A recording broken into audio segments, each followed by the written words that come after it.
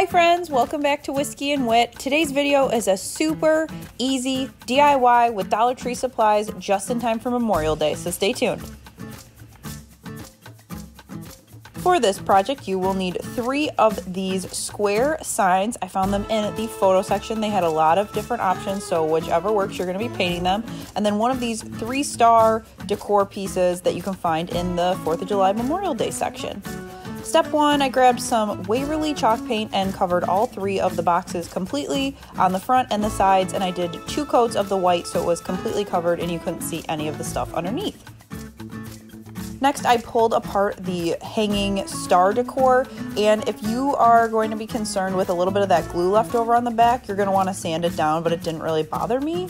First paint up was Crimson by Waverly. I had this left over from Christmas, so I painted the stars, the corresponding colors that were on the back in glitter. The second one was Blue, and it is called Ocean from Waverly. And then the third was just obviously that Waverly white chalk paint again. So made sure to give those all 2 coats so then they were fully covered, and then let them dry. Once they were dry, I grabbed this burlap from Walmart that I had left over from the fall, but you can definitely purchase this kind of stuff at the Dollar Tree.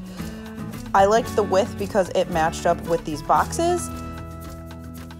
Then I cut burlap squares to match the size of those painted squares so it would go over on the front easily.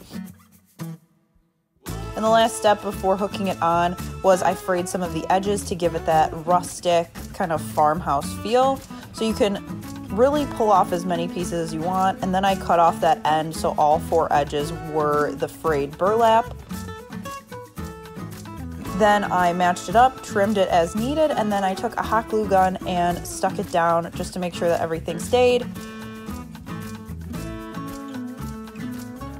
I went through and did that to the other 2, and then I just added a ton of hot glue to the back of the stars and hooked those directly onto the blocks.